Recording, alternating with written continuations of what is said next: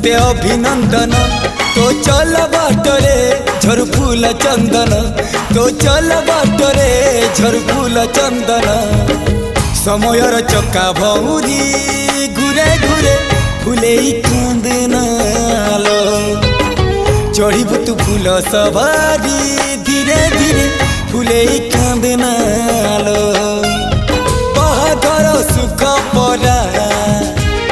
विधाता देइछि तोते विरह वेदना सबु सहिबा कुहबा मते।